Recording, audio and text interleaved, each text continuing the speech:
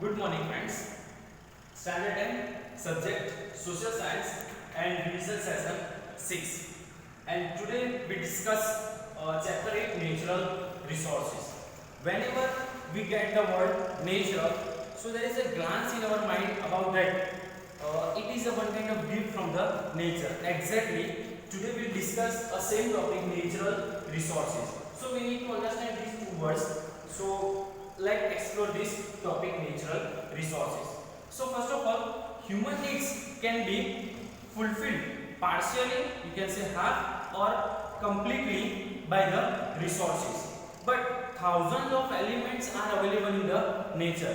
These all elements are not called a resource. These all elements are not called as a resource. So what is resource? There is a question arise in our mind. So resource in the sense we can say the elements which are available in the nature, but when it is utilized by the man through his knowledge and expertise, it is called resource. For example, I will give one short example.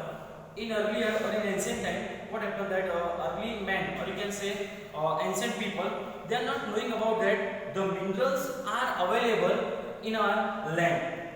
But at that time also thousands of minerals available in, but they are not utilizing.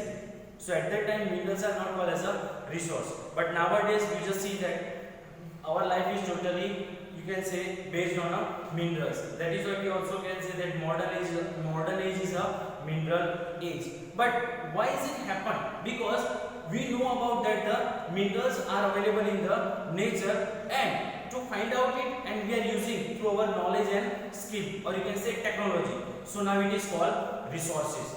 Simple words we can say the human needs are fulfilled by the element, it is called resource in simple words. So the resources are used in our life in many ways in our different categories that today we will learn through the you can say parameter of resources. Now our first topic is today's is uses of resources. It means how the resources are used by a man. So actually there are three parameters, or you can say three stages in that humans are using resources, and they are: first number, resources used as a food; second number, resources used as a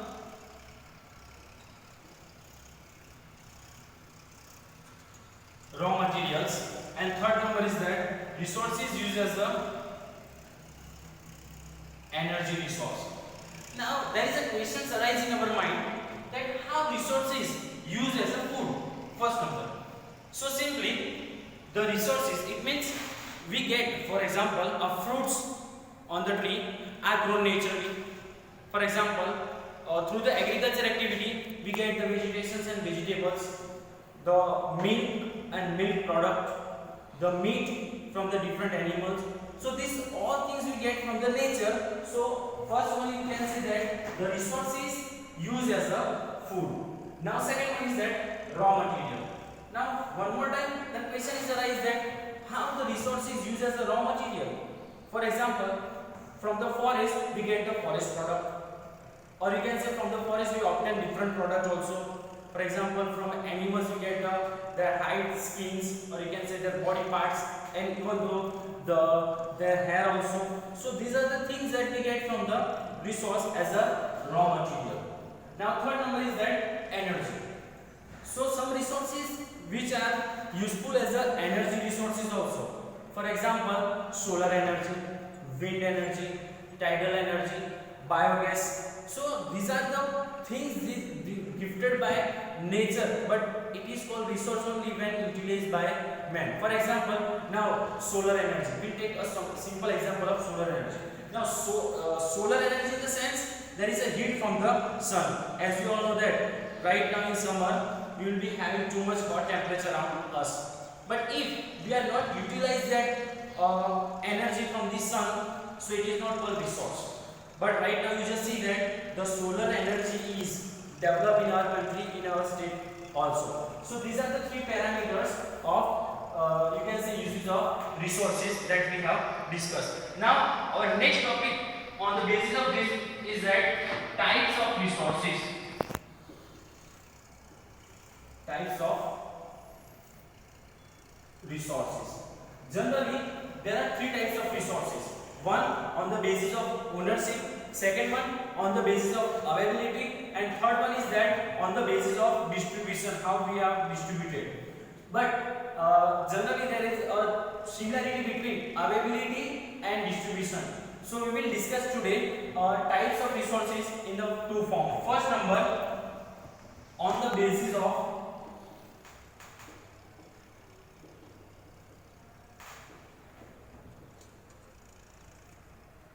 ownership. On the basis of ownership, there are three categories. First one is individual, second one is national, and last one is global. So on the basis of ownership, there are three categories of the resources: individual, national, and global. Now we'll take the detail of it and their example also. First of all, what is individual resource? How we can say individual resource? For example, if any person or any family buy, or you can say they get a land area, so it is called individual resource because they have purchased it, they have paid the money for that, so it is called individual resource. Second thing is that national resource. Same way, it is owned by particular nation. So the detail of the here or example of the national resource is that it will be owned by particular nation. Now we get the example of it. So what is the example of national resource? We can say army and international trade. You just see, think about that. India, we have our own army. Understood? So that army should not be utilized by any other countries of the world. The Indian army is used by only Indian country. Now third one is global resources. So we can say the physical and non-physical resource, or you can say elements which are used for the human welfare. It is called global resource. It means for the human welfare, whatever we are doing, it is called global resource. Now the example of global resource is that the countries, or you can say there are different countries in the world, or their organized sector, they were whatever the activities they are doing, it is called the example of global resource. So on the basis of ownership, we will be having the three criteria or three parameters. So students, we have completed two topics here: uses of resources and on the basis of ownership. Now we have completed on the basis of ownership the types of resources. On the basis of ownership, we have completed of three categories. Now second part is that on the basis of distribution. So in that we will be having four stages, or you can say four categories. First of all, universal resource, second one is generally available resource, third one is rare resource, and fourth one is solitary resources. Now we'll understand these four topics. First of all, universal resource. So what is universal resource? We can say it can find everywhere in the world, everywhere. So we can say which kind of resource that we can find everywhere. So for example, oxygen and nitrogen, it is available everywhere on the earth. Second one is generally available resources. Generally available in the sense, these resources you can find in each and every country. Generally you will be getting these resources. For example, land, water, etc. Third one is that rare resources. Now rare resources in the sense, these resources are found rarely in some of the countries, or in you can say less portion also. Here we get the example of coal, gold, etc. Now coal and gold is one kind of, you can say, precious thing that you cannot find everywhere or in every country. If it is found everywhere, then that would be a more benefit. But unluckily, what happens? Rare resources you can find in less portions, or you can say less areas. And the last one is solitary resources. Now solitary resources, in that we can say in the entire world you can find these resources only at one or two places on the earth. I will give one example. Caroline. Caroline is the one element which can found only in the Greenland in the entire earth. So this is called solitary resources. So this is the different stages of resources on the basis of distribution. Apart from this, we can say the other major types of resources also that renewable resources and non-renewable resources. Now, what is renewable resources? Renewable resources means what? The resources which are renewed, or you can say reproduced, or you can say one more time we can reuse it. For example, solar energy, wind energy, biogas, tidal energy, etc. Or non-renewable resources. What is non-renewable resources? Generally, these resources, if we use once, then it is exhausted. We cannot use second time of that resources. For example, coal, mineral oil, etc. So these are the resources which can only be used by once, not more than that. So that we have completed two topics: usage of resources and types of resources. Now students, our next topic is that planning and conservation of resources. First of all, conservation. Why it is necessary to conserve the resources? Because as you all know that if resources are not available on the earth, then our lives would be doomed. So it is necessary to conserve the resources. So these are the certain steps we have written over here. That is, we need to think on it so we can conserve our resources. First of all, gather about the availability of utilized and unutilized resources. It means if you don't know about that how much portions we have or we utilize or how much is remain that are not utilized, we must gather the information about that. For example, if I want to buy a car, so what is my first priority? That I need to check my balance, that whatever the amount I have, then only how much I have remained to pay. So these are the things, first of all, keep it in mind. So it is the first way to conserve the resources. Second one is that the resources which are limited or non-renewable should be used conservatively or judiciously, because they are non-renewable. For example, non-renewable. Why? Because non-renewable resources, if we use once, they are exhausted. So it is necessary that they should be used judiciously. Whenever or necessary it is required, then only we need to use the resources. Next one is that quantity of resources. It means whatever the resources we have, the quantity of the resources should be increased. It means, for example, I give small example of water. Water is available everywhere, but if you pollute the water, then what will happen in the future? We know that we didn't get the water, and if we didn't get the water, we should die. So these are the things we need to think on it. Next one is that cheaper and easily available, not be wasted. It means the resources which are cheaper, it means they are not too much, or you can say costly. Yes, it is easily available. So we don't have enough importance around, or you can say towards that element. For example, I give one more time water. Water is easily available. It is free of cost, we can say. So we didn't have the importance of water in our life. But in comparison of water, milk, for the milk we need to have to pay a lot. Okay, for example, if we throw one full bucket of water towards our, you can say outside of our house easily, many times also. But have you seen that anybody throw the full bucket of milk outside of the house? Never ever, because we need to pay extra for that. So cheaper and easily available resources should not be wasted. Next one is that find alternative option. It means we know that whatever the amount of elements we will be having, it should be exhausted one day. It should be, you can say, disappear. So we must have to think about the alternative option. So for example, petroleum, or you can say chemicals or fuels. Right now the population is increasing day by day, so the demand of petrochemicals is increasing, or you can say that fuel should be used more and more. So we need to find alternative option of that, so we can save some portion of that fuel. Next one is that laws should be framed. It means a strict and necessary law should be framed to conserve the resources. And the last one is public awareness. Public awareness must require for the conservation of resources. Why? Because if public is not aware, then who will be responsible for that?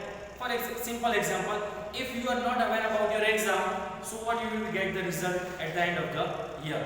So these are the steps, or you can say points for the planning and conservation of resources. Now students, our next topic is soil.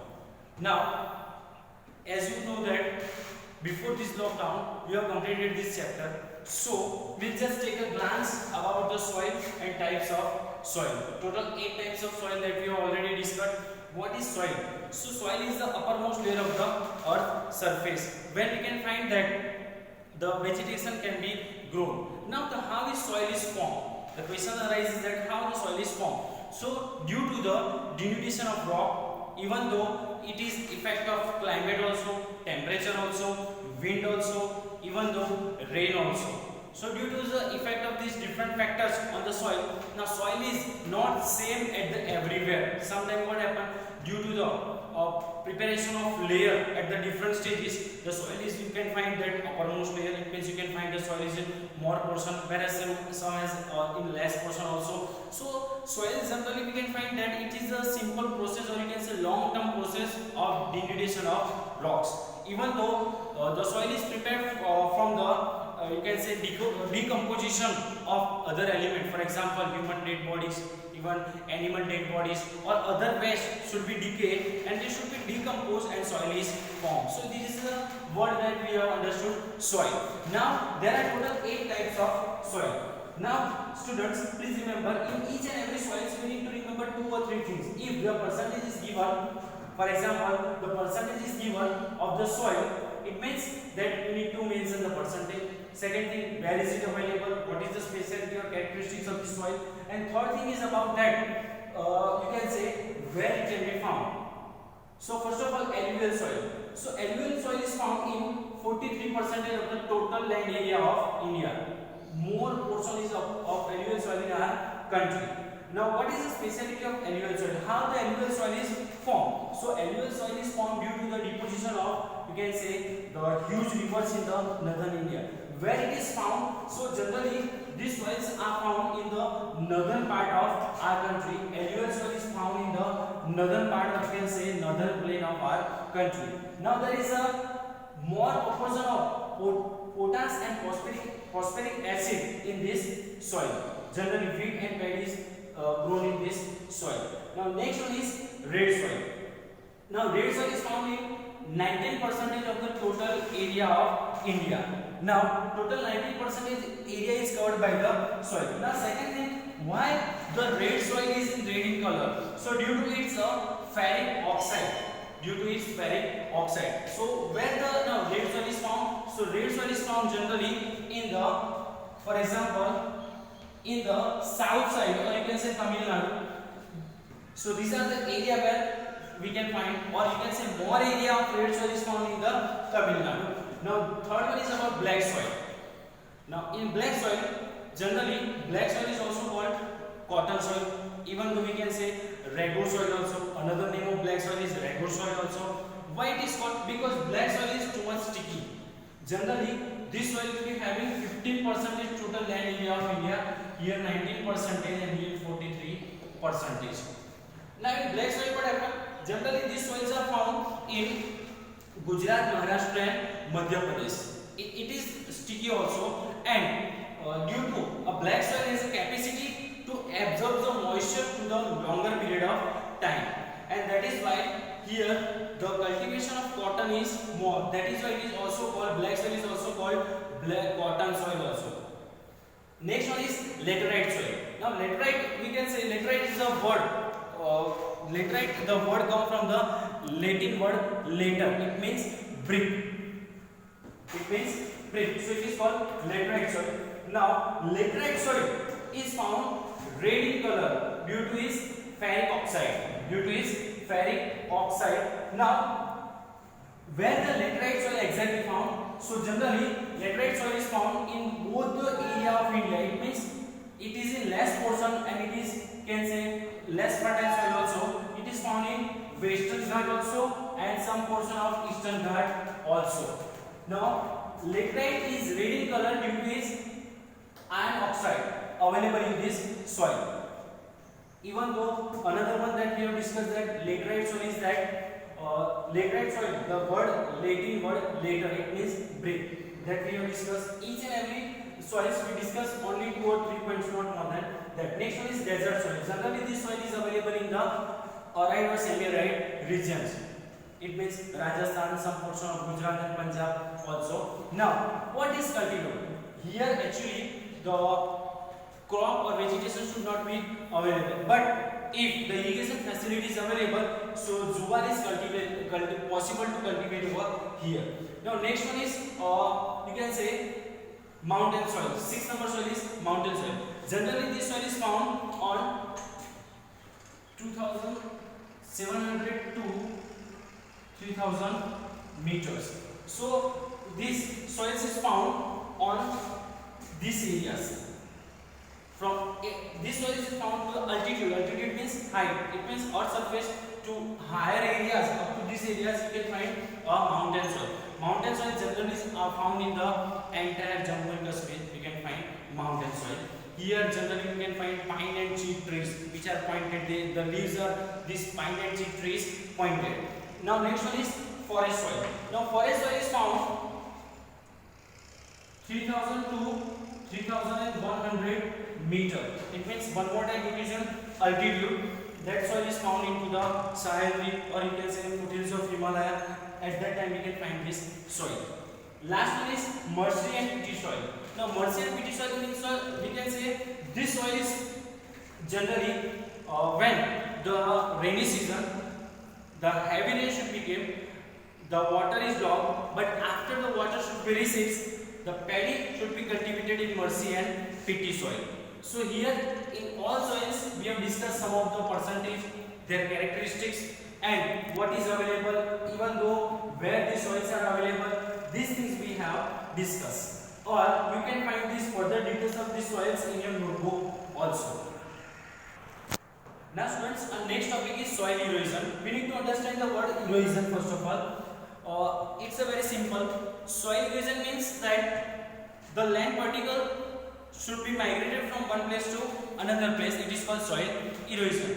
Now it will happen due to two natural activities, wind and water. It means due to heavy wind or due to heavy rain, the land particles or soil particles should be transported from one place to another place. It is called soil erosion. Now what will happen if soil erosion happens? So due to soil erosion, the fertility of the land should be decreased. So it is necessary to control the soil erosion. So there are some remedies or steps to control the soil erosion. So total we can say 4 to 5 points is there for the soil erosion. Now first one is that control on grazing activity on the land. Grazing in the sense, you know that if the animal graze over entire area, so plants should not be there.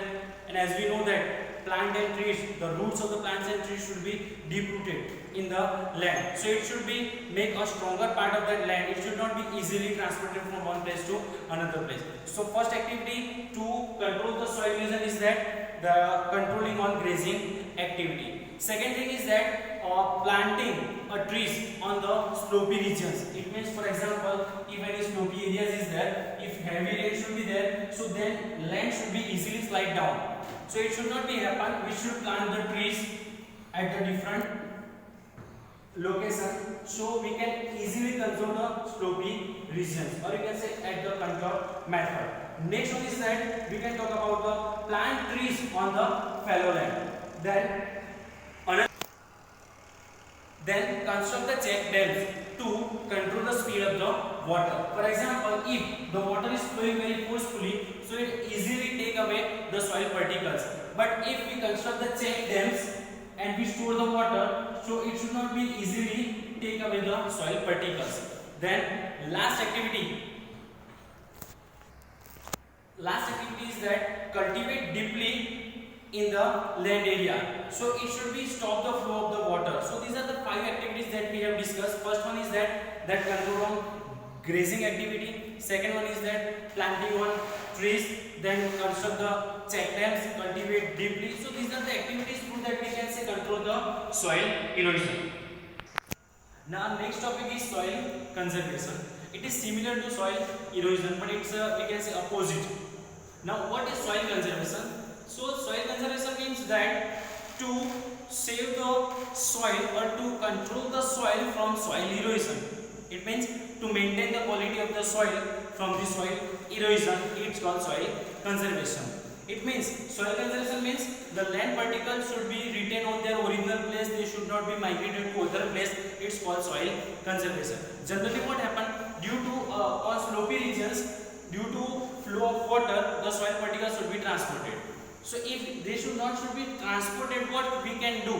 So there are certain remedies to conserve the soil. Here, first one is that the roots of the forest cover hold of the soil particles. It means number of trees we can plant it, so roots of the tree should be control the soil particles. They should not allow the soil particles should be transported from one place to another place. Second one is that plant the trees on fallow land. It means wasteland. Generally what happened, the wasteland they were washed away very easily. So into the wastelands, or you can say fallow land, we should be plant the number of trees. Bed, it means one kind of, you can say, boundary, or you can say series of trees should be planted near the, or you can say edge or border of the desert area. So what happened, due to the heavy wind, or you can say blow of wind, should not be advancing the desert. If you want to that desert should not be expanded, we must have to make a bed or series of trees should be planted, so it reduces the velocity of the wind. So due to that the desert is not expanded more. Next one is that river flood. Generally what happened, due to river flood, the water should be washed away each and everything. So it should not be happen. What we can do, the river flood should be diverted into any other river, or you can say dry areas, so they should not be easily wash the fertile land. Next one is that unrestricted posturing. Posturing should be controlled. It should not be unrestricted. It should be restricted to the certain areas only. So due to this activity also we can conserve the soil. Next one is that horizontal cultivation and terrace farming method should be implemented. Due to that what happened, the flow of water should be reduced and the, you can say, soil particles should be same at their original place only. And the last one is that humus content should be added to the soil which has lost its fertility. It means what happened, generally some soils they have lost their fertility. They should not be used so many times, or you can say long time of period. So at that time we can, if we can add the fertile particles to that this fallow land, so the land should be increase their fertility. So these are the steps of soil conservation. So here students, we have completed the entire chapter number 8, natural resources. Now in next sessions we will talk about chapter number 9.